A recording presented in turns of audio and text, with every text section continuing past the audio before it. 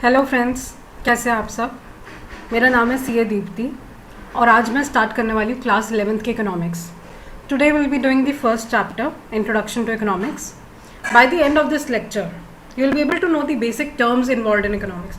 आपको कुछ basic words जो इकोनॉमिक्स में बहुत बार यूज़ होते हैं, या मैं ये कह सकती हूँ जिससे इकोनॉमिक्स बनी है, जो इकोनॉमिक्स का बेस है, आपको वो सारी चीज़ों के बारे में इस लेक्चर के एंड तक पता चल जाएगा। पढ़ना स्टार्ट करते हैं। सबसे पहले व्हाट इज़ एन इकोनॉमी। देखो, इकोनॉमी का मतलब क्या होता है। इकोनॉमी का मतलब होता है कोई भी जगह, कोई भी सिस्टम मीन्स वेयर, जहाँ पे आपको लोग मिलेंगे, जहाँ पे कुछ वर्किंग हो रही है, जहाँ पे कोई बिजनेस चल रहा है, जहाँ पे कोई वर्किंग हो रही है, सम रिसोर्सेज आर बीइंग यूज, जहाँ पे लोग हैं, जहाँ पे कुछ खाना चल रहा है, लोग खा रहे हैं, people are surviving, they are living beings. कह रहे economy is a system which provides people the means to work and earn a living. कह रहे इकोनॉमी कोई भी जगह होती है जहाँ पे लोगों को काम करने का मौका मिलता है और पैसे कमाने का मौका मिलता है। So anything where you can earn money, जो मनी पर बेस्ड दुनिया जो चल रही है ना, and you know nothing is free in this world, so this entire world is a big economy, क्योंकि यहाँ पे हर चीज़ पैसे से मिलती है। Next, why to study economics. हमें इकोनॉमिक्स की सब्जेक्ट बना ही क्यों। इसके सबसे मेजर रीज़न जो है ना इकोनॉमिक्स सब्जेक्ट बनने का, वो है स्कैसिटी ऑफ रिसोर्सेज। इस दुनिया में हर चीज़ स्केर्स है। स्केर्स का मतलब पता है क्या बच्चों? स्केर्स का मतलब है कि रिसोर्सेस की डिमांड ज़्यादा है और सप्लाई कम है।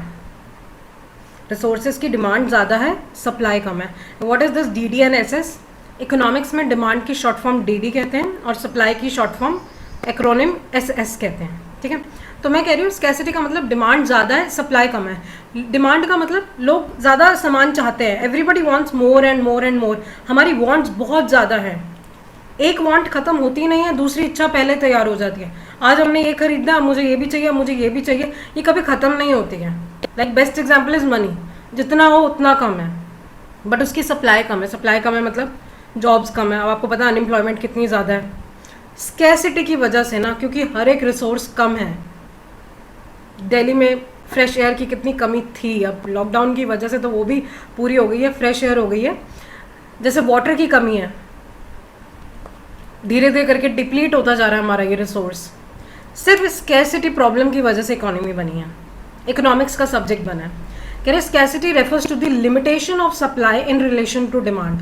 डिमांड ज़्यादा है, सप्लाई कम है, हम उतनी नीड्स पूरी नहीं कर पा रहे हैं लोगों की। या मैं ये कहूँ, ध्यान से सुनना, मैंने अभी वर्ड यूज़ करा नीड्स और पहले वर्ड यूज़ किया था वांट्स। नीड्स होती है हमारी बेसिक ज़रूरतें जो बहुत लिमिटेड होती हैं, जिसमें हम जिंदा रह सकते हैं। वांट्स होती हैं more than our need. Wants एक ब्रॉडर टर्म है जिसमें हमारी ज़रूरतों के अलावा लग्जरी चीज़ें भी आ जाती हैं, जिनके बिना हम जी सकते हैं, बट हमें ऐसे लगता है कि हम नहीं जी सकते, हमें ये भी चाहिए, हमें ये भी चाहिए। लाइक नीड्स में fan is a basic need हो गया आज की डेट में, बट AC तो लग्जरी आइटम होती है, उसको भी हम अपनी नीड के अकॉर्डिंग दर्जा देने लग गए कि भैया AC के बिना भी नहीं रह सकते हैं। तो हमने अपनी वांट्स इतनी ज़्यादा बढ़ा दी हैं कि उनकी कोई एक सीमा नहीं रह गई, कोई लिमिट नहीं रह गई है, जिसकी वजह से ना रिसोर्सेज पे बहुत प्रेशर पड़ रहा है हर जगह पे। कोई भी चीज़ ले लो, लाइक हवा पे, पेट्रोल पे, रोड पे, घर पे, लैंड पे, हर जगह प्रेशर पड़ रहा है। लोग बढ़ते जा रहे हैं एंड हमारे रिसोर्सेज उसके मुकाबले कम पड़ते जा रहे हैं। कह रहे ये जो स्कैसिटी का कॉन्सेप्ट है ना, ये यूनिवर्सल है। यूनिवर्सल मतलब ये एवरीवेयर एग्जिस्ट करता है। एवरीवेयर मतलब कोई भी संस्था ले लो, कोई भी इंसान ले लो, कोई भी घर ले लो, कोई भी कंट्री ले लो, एवरीबॉडीज रिसोर्सेज आर लिमिटेड। अब आप कहोगे मैम जो हमारे सबसे रिचेस्ट इंडियन है, अंबानी जी के घर में तो नहीं रिसोर्सेज लिमिटेड होंगे। बेटा उनके घर में भी रिसोर्सेज लिमिटेड है। ये रिसोर्सेज लिमिटेड का मतलब क्या है वो समझो। रिसोर्सेज लिमिटेड का मतलब ये है, जैसे फॉर एग्जांपल ये है हमारी मनी, ठीक है, बहुत ज़्यादा, ये सारा हमारा बैंक बैलेंस है, पैसे पड़े हैं, ठीक है। अंबानी जी रोज़ अर्न करते हैं, उनका ये जो मनी का स्टॉक है ना, ये रोज़ बढ़ता रहता है, रोज़ इनकम आती है उनके घर पे। लिमिटेड रिसोर्स का मतलब है कि अगर ये इनकम आनी बंद हो गई ना, एज्यूम करो इसमें एडिशन होनी बंद हो गई है, तो एक ना एक दिन बताओ मुझे बच्चों, ये मनी एग्जॉस्ट हो जाएगी या नहीं?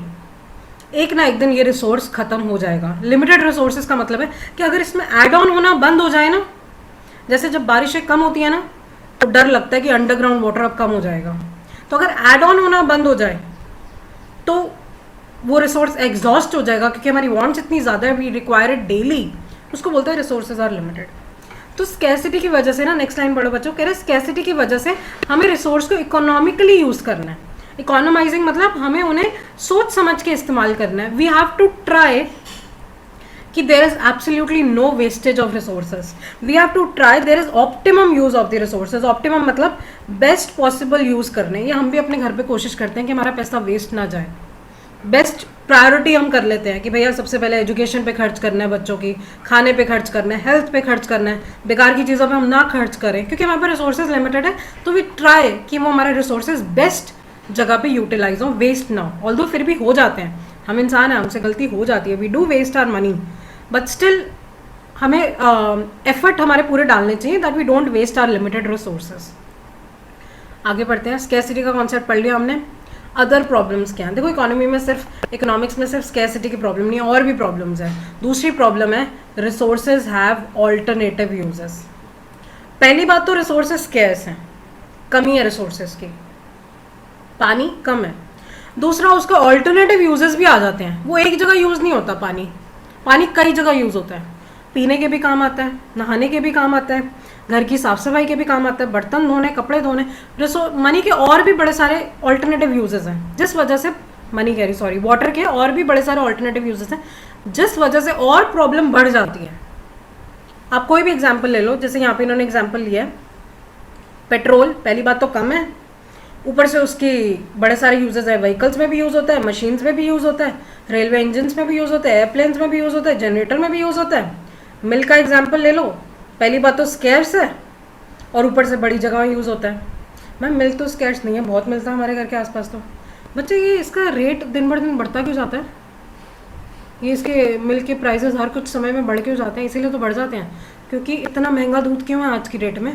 क्योंकि उसकी डिमांड ज़्यादा है और सप्लाई कम है.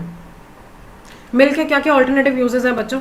एक तो प्लेन मिल्क पीने के काम आता है, कर्ड बनाने के काम आता है, मिल्क शेक बनाने के काम आता है, आजकल गर्मियाँ हैं तो लस्सी बनाने के भी काम आता है, और भी स्वीट डेजर्ट में यूज़ होता है, डेजर्ट मीठे में यूज़ होता है. तो पहली बात तो रिसोर्स है और ऊपर से उसके बड़े सारे यूजेस भी हैं. तो इस केस में हमें दुगनी मार पड़ती है. एक तो है भी कम और यूज़ भी कई जगह करना है. तो इस केस में बच्चों बताओ फिर हम लोग क्या करते हैं? जब घर में लिमिटेड मिल्क आ रहा है तो हम पता है उसकी क्या कोशिश करते हैं कि वो बेस्ट पॉसिबल यूज़ में जाए. हम उसको अपनी प्रायोरिटी डाल देते हैं कि आज भैया मीठा बनना है तो आज दूध बचा लेंगे, इसमें से इतना दूध उसमें जाएगा, इसको इतने में करेंगे. जैसे घर पे इलेक्ट्रिसिटी लिमिटेड है, लाइट चली जाती है, अब इन्वर्टर के बेस पे चल रहा होता है, अब हमें पता है कि उसकी लाइफ लिमिटेड है, तो हम क्या करते हैं सिर्फ बेसिक चीज़ें ऑन रखते हैं. तो क्योंकि रिसोर्सेज के ऑल्टरनेटिव यूजेस है ना, ध्यान से सुनना. पहली बात तो स्कैर्स थे, रिसोर्सेज कम थे. क्योंकि ऑल्टरनेटिव यूजेस है ना तो हमें चॉइस मेकिंग करनी पड़ जाती है. चॉइस मेकिंग मतलब यू हैव टू चूज कौन सी अपनी नीड फुलफिल करें, कौन सी नीड को इग्नोर कर दें.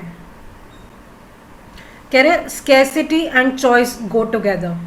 रिसोर्सेज कम है और रिसोर्सेज के ऑल्टरनेटिव यूजेस हैं, इसीलिए हमें चॉइस मेकिंग करनी पड़ती है. हमें कभी कभार सैक्रिफाइस करना पड़ता है, कोई कोई वांट अपनी इग्नोर कर देनी पड़ती है. इकोनॉमिक प्रॉब्लम क्या होता है? इकोनॉमिक्स ये जो अभी तक हमने पढ़ी ना, ये सारी प्रॉब्लम को समराइज करके इन्होंने दिया हुआ यहाँ पे. कह रहे it is a problem of choice making. हमें चॉइस सिलेक्शन करनी पड़ती है. क्यों करनी पड़ती है? क्योंकि वांट्स अनलिमिटेड है, रिसोर्सेज लिमिटेड है और रिसोर्सेज के ऑल्टरनेटिव यूजेस हैं. देखो उन्होंने वही कहा है, स्कैरसिटी है, लिमिटेड रिसोर्सेज मतलब स्कैरसिटी है.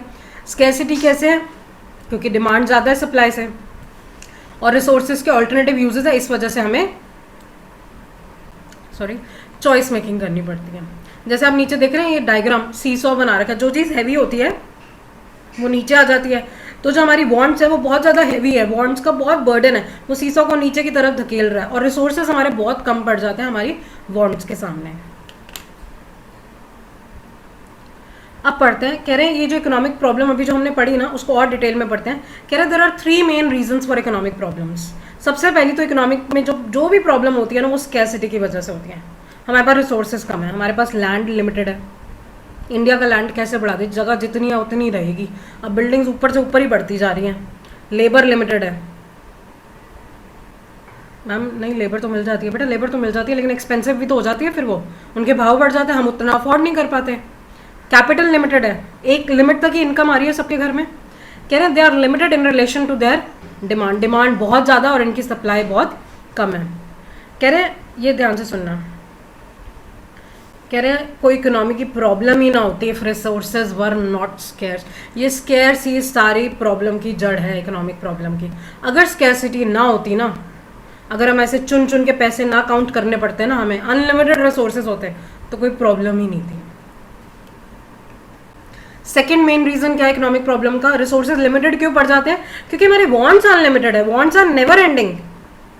एक वॉन्ट सेटिस्फाई होती है, दूसरी पहले स्टार्ट हो जाती है कि भैया अब हमें ये भी चाहिए। और चीज़ कह रहे वॉन्ट्स की प्रायोरिटी लेवल भी अलग अलग होता है, इसलिए हम क्या करते हैं, चॉइस मेकिंग करते हैं कौन सी वॉन्ट पूरी करनी है, कौन सी नहीं, कौन सी चीज़ प्रायोरिटी पर है। कह रहे some wants are more important and more urgent. जो चीज़ हमें इमीडिएटली चाहिए, जो चीज़ अर्जेंट है, हम उस पर सारा खर्च करने को तैयार हो, पैसे खर्च करने को तैयार हो जाते हैं। कह रहे हैं तो लोग क्या करते हैं, people they allocate their resources carefully. वो क्या करते हैं, अपनी प्रेफरेंस देखते हैं, अपनी वांट देखते हैं कि सबसे ज़्यादा मुझे किस चीज़ की रिक्वायरमेंट है, पहले मैं उस वांट को फुलफिल करूंगा, फिर मैं और नीचे चली वांट्स की तरफ बढ़ूंगा।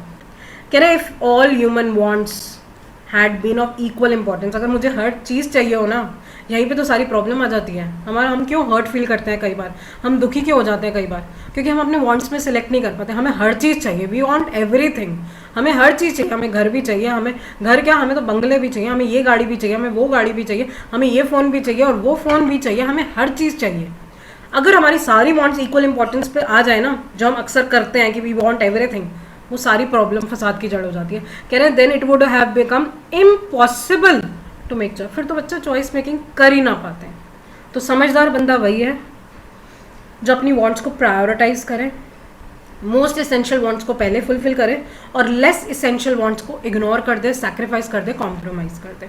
तो उसके लिए घर चलाना और आसान हो जाएगा, इकोनॉमी और आराम से चल पाएगी। नेक्स्ट प्रॉब्लम क्या है कि रिसोर्सेज हैव ऑल्टरनेटिव यूजेस। बच्चों अब तक क्या क्या प्रॉब्लम पढ़ी? पहली प्रॉब्लम पढ़ी थी रिसोर्सेज आर स्कैर्स, अभी थर्ड हम पढ़ने वाले हैं रिसोर्सेज हैव ऑल्टरनेटिव यूजेस, और दूसरी हमने क्या प्रॉब्लम पढ़ी थी, that human wants are unlimited. ये थ्री मेन प्रॉब्लम्स हैं इकोनॉमिक की, प्रॉब्लम्स इन तीन रीजंस की वजह से हैं। ऑल्टरनेटिव यूजेस मतलब it can be used for various uses. For example कह रहे हैं electricity can be used, fan में भी यूज़ होती है इलेक्ट्रिसिटी, खाना बनाते समय भी हमें चाहिए होती है, टीवी चलाते समय भी हमें चाहिए होती है। खाना बनाते समय कैसे चाहिए होती है बच्चे? माइक्रोवेव इलेक्ट्रिसिटी से चलेगा। फ्रिज में भी चाहिए होता है, म्यूजिक सिस्टम भी। तो हमें क्या करनी पड़ती है, we ultimate have to make choice between the various alternatives कि कौन सी हम नीड फुलफिल करें और कौन सी नहीं करें। आगे बढ़ते हैं बच्चों।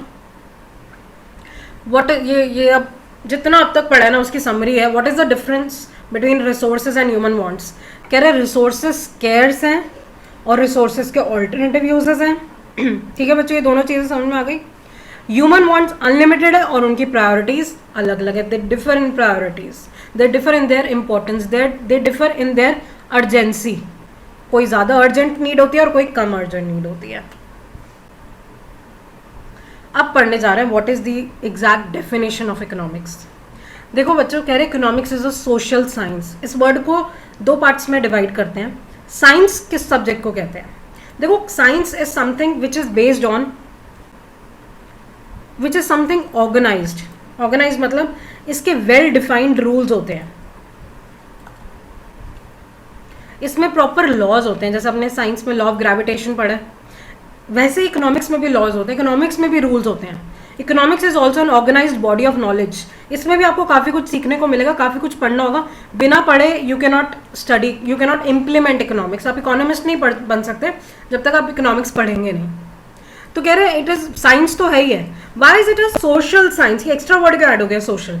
बेटा सोशल इसलिए कहते हैं क्योंकि economics involves people, economy involves people, country involves people, लोगों पर चलती है।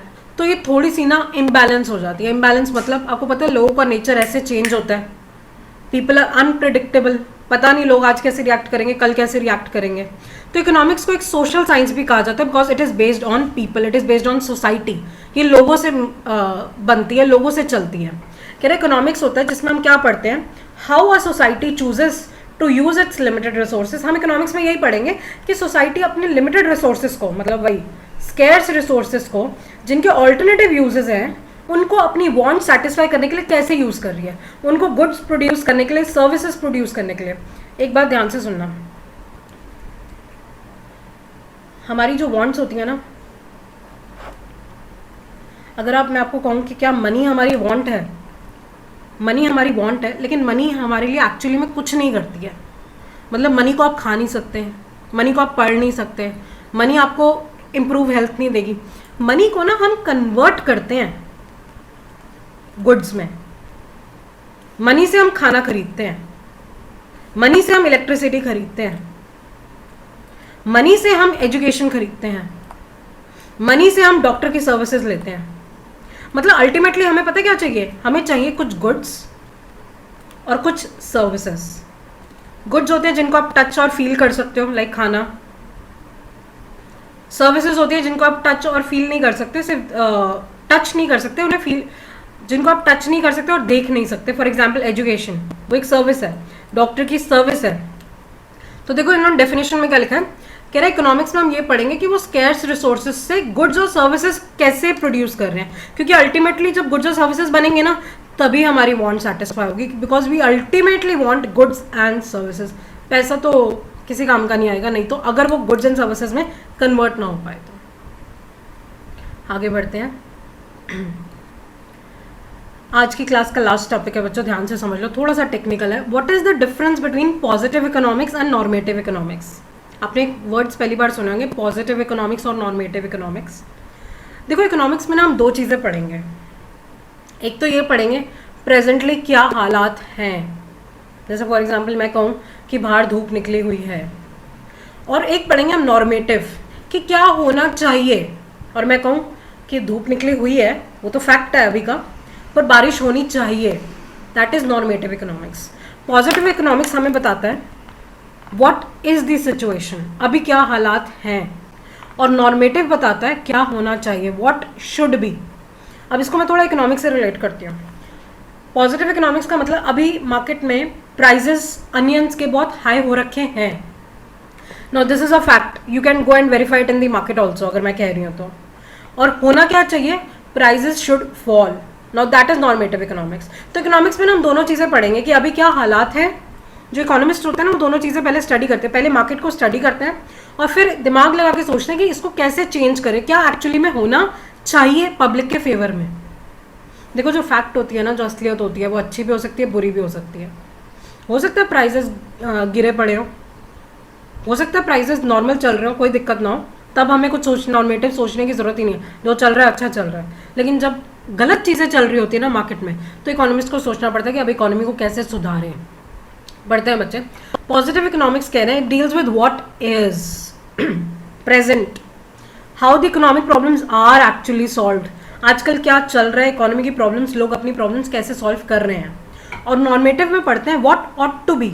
ऑट का मतलब होता है बच्चों शुड, आगे लिखा भी हुआ है शुड बी, क्या होना चाहिए। पॉजिटिव इकोनॉमिक्स में कहते हैं, ये बच्चों ये गलत हो गया, पॉजिटिव इकोनॉमिक्स में होना चाहिए था it can be verified with actual data, और यहां होना चाहिए can not be. Positive economics होती है it can be verified with actual data, मतलब अगर मैंने कह दिया कि अभी बाहर धूप निकली है तो आप बाहर जाके चेक कर सकते हो कि हाँ भैया धूप निकली है। अगर मैं कह रहा हूँ कि प्राइस अनियंस के बहुत ज़्यादा बढ़ रहे हैं मार्केट में, तो जाके चेक किया जा सकता है कि हाँ एक्चुअली में बढ़ रहा है। मैं कहूँ अनएम्प्लॉयमेंट बहुत ज़्यादा हो गया इकोनॉमी में, तो जाके चेक किया जा सकता है। जो हो रहा है ना एक्चुअली में, that can be verified easily. Facts हैं, मेरी सोच नहीं है, वो जो एक्चुअली में हो रहा है मैं वही बता रही हूँ। आप जाके डेटा कलेक्ट कर लो मार्केट में, प्रूव हो जाएगा। पर जो होना चाहिए ना, it can not be verified, क्योंकि वो तो मेरी पर्सनल जजमेंट है और हर किसी की जजमेंट अलग अलग होती है। अब जैसे मैं कहूँ कि prices of onion should reduce, हो सकता है सेलर्स कहें नहीं नहीं यार अच्छा चल रहा है, अच्छे प्रॉफिट पैसे कमाने को मिल रहा है, क्यों प्राइस फॉल करें। मतलब जजमेंट सबकी अलग हो सकती है, कोई कह सकता है प्राइस फॉल हो, कोई कह सकता है नहीं हो अच्छी चल रही है इकोनॉमी। तो it can not be verified, इसका कोई प्रूफ नहीं है। It is based upon individual opinion and therefore it is suggestive. ये सिर्फ एक राय होती है हमारी, एक ओपिनियन होता है which can change from person to person. जैसे एक और मैं बात बोलूँ, जजमेंट को ना आप कोर्ट की जजमेंट से भी लगा लो। हो सकता है डिस्ट्रिक्ट कोर्ट के जज की कोई और सोच हो, कोई और जजमेंट पास करे ऐसा होना चाहिए। हाई कोर्ट कुछ और कह सकता है कोई और जज ऐसा होना चाहिए। सुप्रीम कोर्ट कोई और सज़ा सुना सकता है। मतलब सबकी सोच जजमेंट अलग अलग हो सकती है, लेकिन बंदे का अपराध तो वही हुआ होगा ना जो उसने अपराध करा। फैक्ट्स तो चेंज नहीं हो सकते, जजमेंट चेंज हो सकती है। कह रहे it does not give any value judgements, मतलब it does not give any importance to judgement. यहाँ पे जजमेंट के लिए कोई जगह नहीं है, यहाँ पे जजमेंट के लिए जगह होती है। एग्जाम्पल कह रहे prices in India are constantly rising. अब जैसे लिखा हुआ ना इज राइजिंग, आर राइजिंग, मतलब जो एक्चुअली में हो रहा है, और जैसे ही वर्ड आ गया ना शुड, तो वो नॉर्मेटिव इकोनॉमिक्स का एग्जाम्पल हो जाता है। आई होप बच्चों आपको ये टॉपिक्स आज के समझ में आ गए हो। मेरी वीडियो ज़रूर लाइक करें और अपने फ्रेंड्स के साथ शेयर करें, ताकि हर कोई इस लॉकडाउन में जो फंसा हुआ है बच्चों की पढ़ाई हैम्पर ना हो, हर कोई पढ़ पाए। आपको कोई डाउट्स हो तो please feel free to comment. आप मुझे फेसबुक पे भी फॉलो कर सकते हो, मेरे पेज का नाम है CA दीप्ति मलिक सिडाना। आप वहाँ पे मुझे मैसेज पे भी डाउट्स पूछ सकते हो। ठीक है, थैंक यू बच्चों, बाय।